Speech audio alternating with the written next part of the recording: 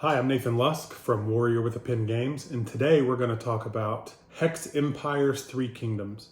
It is a game I've developed where you choose one of 6 different Chinese kingdoms from the late Han, early Three Kingdoms period, and try to defeat your opponents one of 2 ways.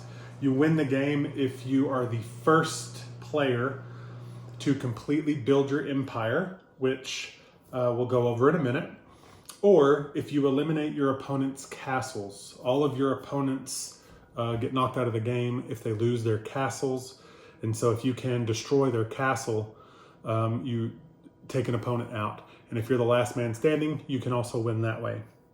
Both ways are very viable. The game is moderately fast, actually, for the amount of options and other things that there are in the game. And we're going to go over real quick how to play the game. And it first starts by a kingdom draft, where each player, I've already got it set up for a 2-player game, but in a draft, each of the 2 players, or each of the players, depending on how many there are, you can play with all 6 or as few as 2. But each player begins the game by drafting their preliminary kingdom, which is a castle, which is always in the middle of your kingdom, and then 6 facilities around the castle that make up the beginning of your kingdom. Now, you don't have to draft them in any particular order. You can save the castle for last, draft it first, whatever you want. But there are 3 levels of castle. Now, since there's only 2 players in this practice game, each of these have the level 3 castle, which is the strongest one, has a defense of 25. And then any other facilities you draft have to have the word draft on the card. See it right here on the side? It says draft. So you can only draft facilities that say draft on them, which are typically the weaker versions of different facilities. The barracks are all different from each other, as a good example. So both, actually no, just this player has a barracks to start, and you can see that that is also one that you can draft. And barracks maybe are not a great example because any level of barracks can be drafted. Speaking of which, you know what? I think he'd rather have the one that produces more anyway. So he drafted that one instead. So the barracks produce infantry. You see down here at the bottom, it says this barracks will produce 1 infantry. Now that's only when you put a worker on it. To get facilities to produce you stuff, you have to put workers on them. And so this one has a high defense of 10, but a low production of 1. And then there's a medium grade, which has a little bit lower defense of 7, but a better production of 2, as you can see the difference there. This one will make 2 infantry whenever you use that facility with a worker. And then there's the higher, the ones that produce more. So this one has a really low defense of 5, but every time you use it, you get 3 infantry out of it. And that is how you, the stuff that the facilities produce is how you get new facilities once the game has begun. It's how you hire generals to defend your kingdom and attack rival kingdoms. And so the whole strategy of the game is to build up your resources to get new facilities and to have offensive and defensive generals to battle your opponents with. So once 2 kingdoms are set, or however many kingdoms there are going to be in the game, once everyone has finished drafting their kingdoms, you start with 1 full production value of every facility you own that produces goods. Now that doesn't include workers, and it doesn't include what's called recruit. See, this guy drafted a facility that gives him recruit, the parade grounds. And what it does is every time he goes to recruit a general, see how it produces 1 recruit at the bottom?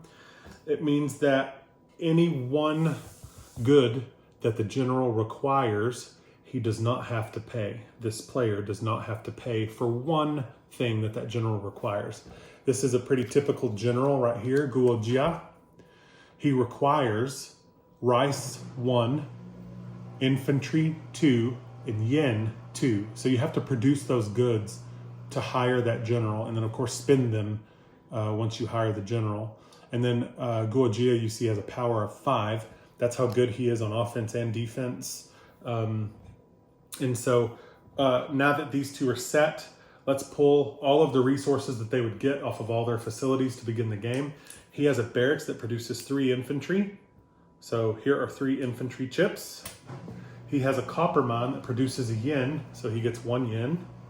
He has a merchant that produces a yen, so here's that 1 yen. He has a farm that produces 3 rice. So let's get 3 rice. Here's the rice. And that's it. He is Liu Bay, the green, this guy is Liu Bay. And Liu Bei has a couple of specialties. All the different 6 characters that you can be have different specialties. Each kingdom is unique. And Liu Bei's specialties are this. When Liu Bei hires generals who match him, in other words, are the same green color as him, which the only one on the board right now is Liu Bei's son, Liu Feng.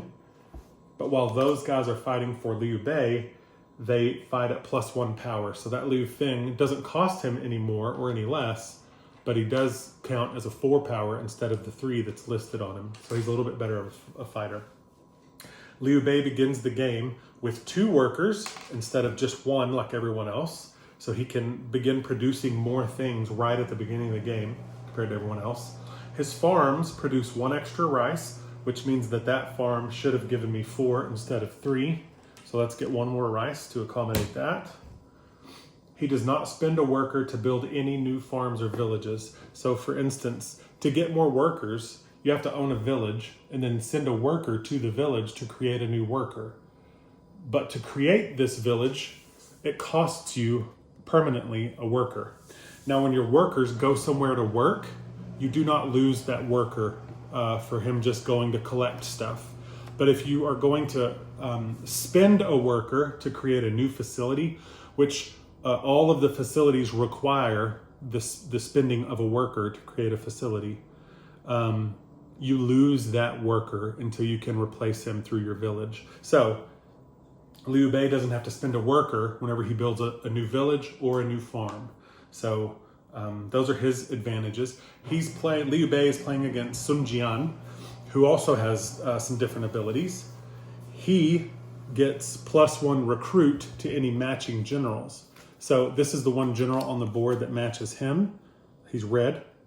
And so this guy normally costs 2 rice, 2 infantry, and 2 yen.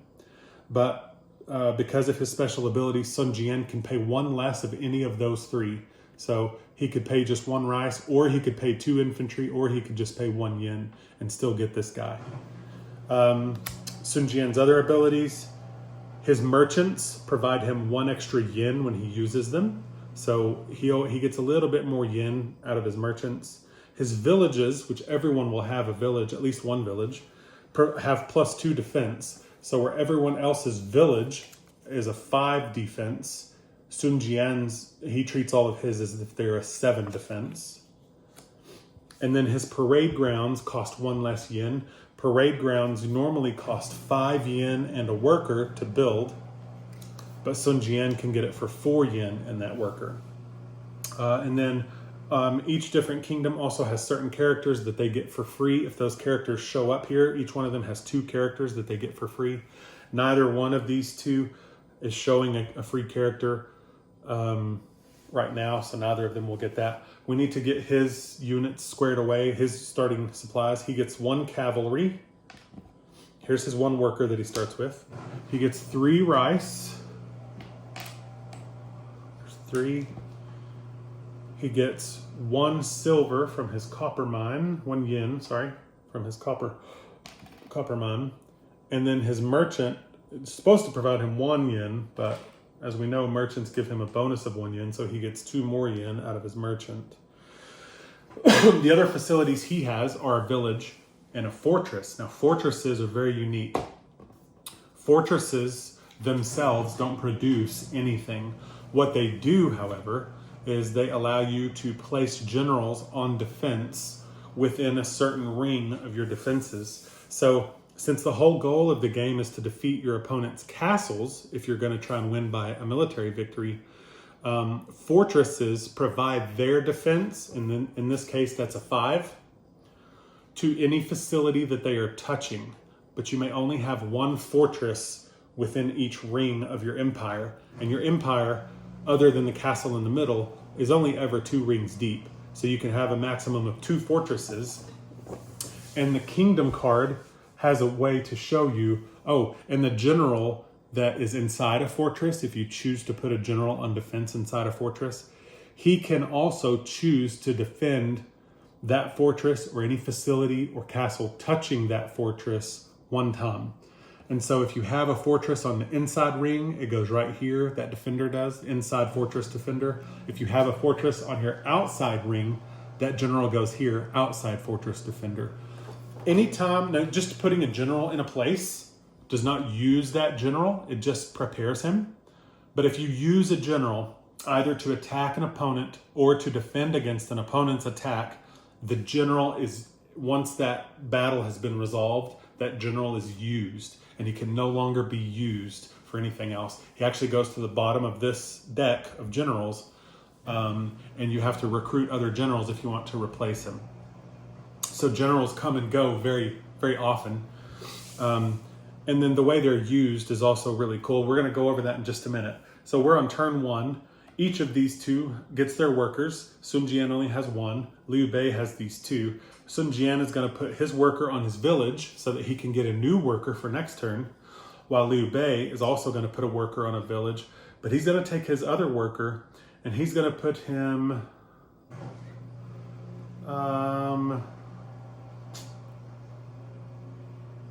he's going to put him on his farms because he gets a bonus for all of his rice, and he knows he's going to need rice moving forward. So at this point, they both collect what it is they put their workers on. So he gets a second worker.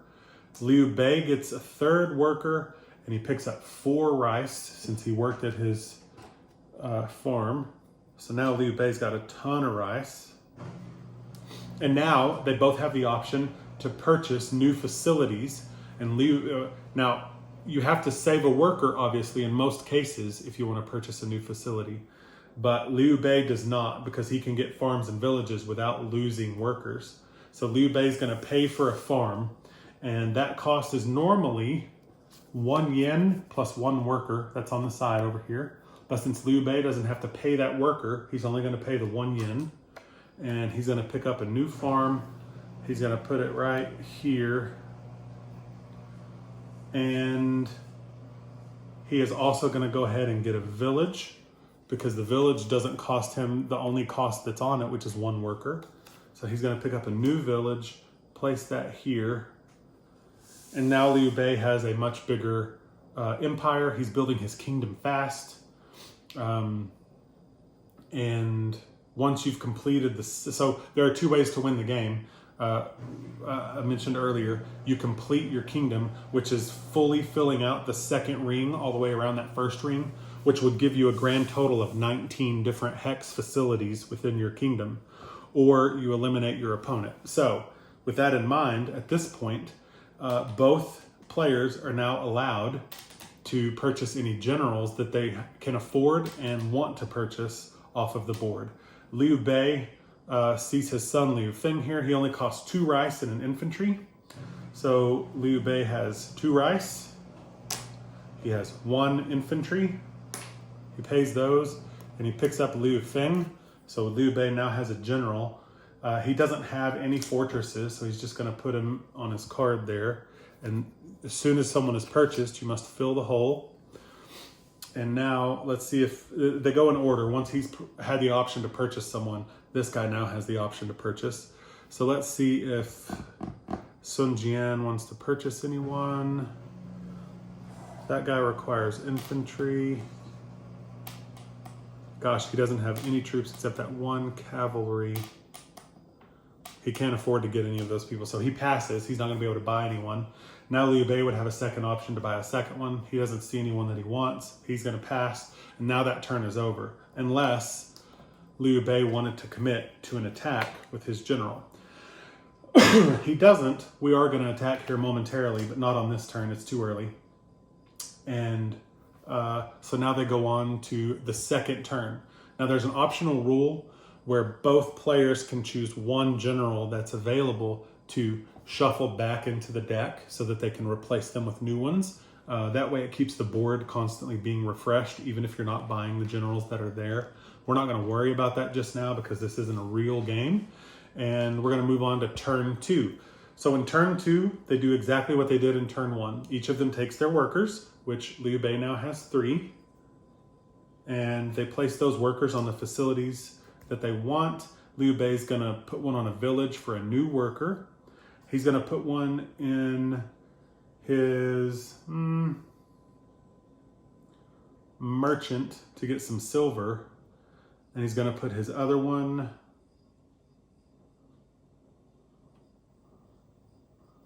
on his barracks to get some more infantry.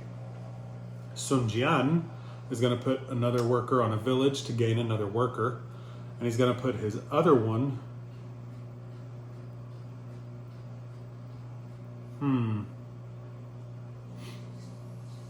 on his merchants to gain some yen. So here we go. He gains 1 extra worker from this worker. He gains 2 yen off of his merchant. And now he's done. Liu Bei collects 1 more worker from that worker. He collects 1 yen off of his merchant. And he collects 3 infantry from his barracks. So now Liu Bei has 5 infantry, 2 yen, and 6 rice, while Sun Jian has 5 yen, 1 cavalry, and 3 rice. He has 4 workers, he has 3. You can see that Liu Bei is a little bit easier to get started in the game. And now they're at a point where they can buy facilities if they want to. Liu Bei is gonna do the easy thing and take 1 free village. Now, it seems overpowered, I know, that he can just constantly get a free village without having to pay anything for it. The problem is that all villages only have a defense of 1, and the only thing they can give you are new workers when you put a worker in them. So it's not really, it's building the size of his empire, but it's not really building the power of his empire very fast for him to get those for free. He could also, of course, get a new farm every turn by spending 1 yen, because he doesn't have to spend the worker for it either. But again, all those provide him are rice, and since he gets a bonus rice off of every farm he owns, he's never going to really run into a shortage of rice in his empire anyway.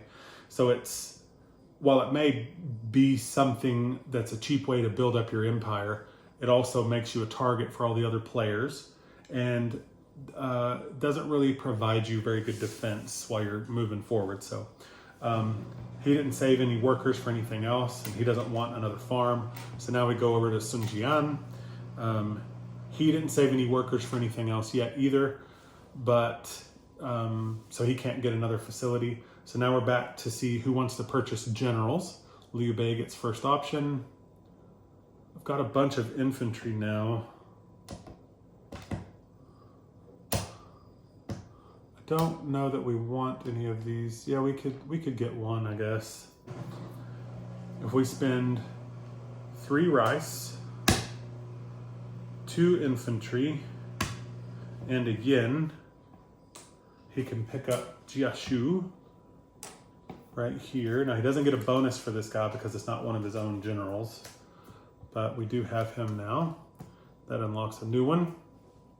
And Sun Jian is going to take a look at what's available, see if there's anyone he wants. He can't afford any of them. Okay, Sun Jian's got to start getting some facilities going now, or Liu Bei is going to leave him in the dust. So that's the end of that turn. Well, now they have the attack phase. I think Liu Bei actually will attack. So here's how an attack will work. The attacker picks whatever generals they want to use to attack. So I have this 6 and I have this guy whose power is a 4. He is a 4. You know, it says 3, but remember, he gets a +1 power to generals that are from his army, and all the green ones are from his army.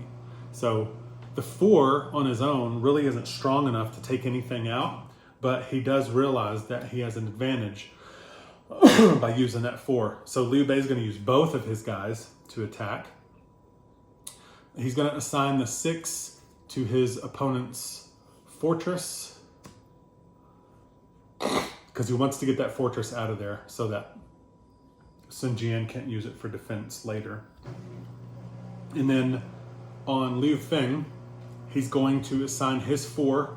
Now, the lowest defense of any of these facilities is a 5.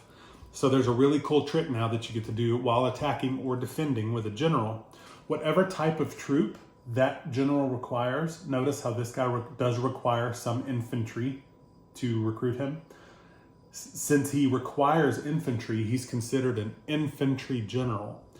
And you're allowed to put as many of his type of troops with him on an attack as his power level is. So this guy's power level is a 4. So Liu Bei is allowed to put up to 4 infantry with him whenever he attacks or defends. And those infantry each count as +1 power when they're with the general. So this is a 4. This infantry makes him a 5. And he's going to send 5 strength at that village, which has a defense of 5. Now, there's nothing that Sun Jian can do about this because he just doesn't have any defense for this. He doesn't have any generals. And Liu Bei has assigned enough power to defeat both of those facilities. So those go away. Once you use a general, they are gone. Both of those facilities go away. And now Sun Jian is vulnerable. His castle is open. And because of the way that attack worked out, it has 2 open sides to it. So you can only attack a facility with a number of generals equal to the number of open sides on that facility or less. And a great way to explain that is like this merchant, for instance, is all by himself over here. He's attached to the castle on one side, but that hexagon has 1, 2, 3, 4, 5 open sides on it now. So up to 5 generals could combine to attack that merchant. So with that said, this castle can now be hit on 2 different sides by 2 generals. And if Liu Bei had the power to do that, he could now start working toward trying to eliminate Sun Jian. Now at this point, Sun Jian's a little upset. He is shorthanded. He can't get new workers because his village was just destroyed. But he can get new facilities. So they both now begin the next turn with a really clear plan. We're going to play one more turn, a really clear plan of how they want to keep going. And Liu Bei is going to get a new worker. He's going to get some infantry. He really needs more yen. Which one? Let's go with the merchants. Doesn't matter, they're the same. And then he's going to spend his last one on the parade grounds to get a cheaper general. He's going to continue to pursue a military victory by eliminating Sun Jian, while Sun Jian realizes he now has to rebuild. So he's going to save a worker so that he can buy a new village. And then he's going to spend his yen on his merchant, and he needs more of that cavalry. And actually, he's going to do something different. Instead of buying the cavalry, he's going to spend another worker to get a new parade grounds. And that's how he's going to try to catch up to Liu Bei's power. So here we go. Liu Bei's worker here gets him another worker by working in the village. This worker goes to the merchant and gets him a yen. This worker is going to stay on the parade grounds for 1 recruit point because that's the way those work. And this worker brings him home 3 infantry. This guy, however, this worker supplies him with 2 yen. And then one of his workers provides him a new village, and he has to burn that worker. So he replaced the village he lost. The other worker plus 5 yen, 1, 2, 3, 4, 5, burns that worker, gets him the new parade grounds. Now this parade grounds is very strong. It provides him 3 recruit points per turn.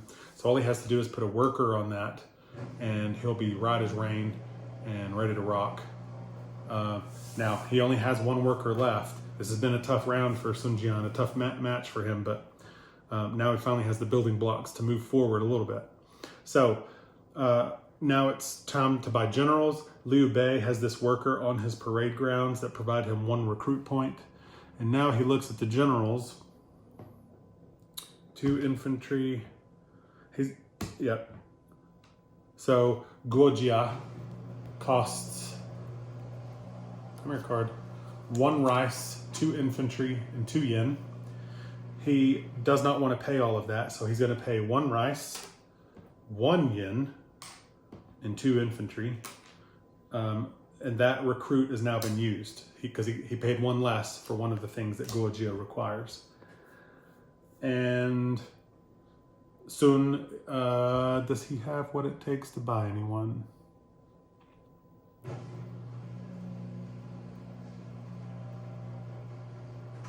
Not, well, wait, let's replace the one that was just bought. Oh my, big old Guan Yu. He does not have what it takes to purchase anyone because he just doesn't have enough cavalry yet. He's only got the 1 unit and that's just not enough to buy anyone yet. So he's not buying anyone. Liu Bei's not gonna buy any more because he's limited anyway. And that's the end of that turn. So the game continues. Every turn you assign your workers, then you buy new facilities, then you buy generals, then you're allowed to attack and defend, and you're hoping to outbuild or outfight your opponent. And excuse me. And the game continues to progress until either one person completes his entire empire, which is 19 facilities, or he eliminates all of his opponents, or at least all of his opponents are eliminated one way or another. So there are 6 different empires. Each one has different bonuses that they use. They are a different color, and each one of them also has its own turn order, so that you don't have to roll dice or randomly decide who goes first. And that's always in a yellow diamond on the corner of the card. So if anyone's ever Liu Biao, the purple, he always goes first. Yuan Shao always goes second, that's the orange. The brown is Dong Zhuo, he always goes third. Then Liu Bei, then Sun Jian, and then Cao Cao, depending on how you say it. And that's Hex Empire's 3 Kingdoms. It is a really fun game. You can play with up to 6 people. What is it missing? Artwork, obviously. Like all of my other games, we're short on artwork. It's something that needs to be resolved. I've got to be able to afford artwork. I've got to find a good artist to do it as well. And I actually may have someone on the line for that, but nobody is willing to work for free. I need your help if we want to make these games a thing. So please support me, follow my videos, and go check out my Patreon support levels so that we can start getting artwork put together for these games. I'm Nathan Lusk with Warrior with a Pen Games, and I do appreciate you. I hope you enjoyed the video and hope to see you soon. Thanks a lot.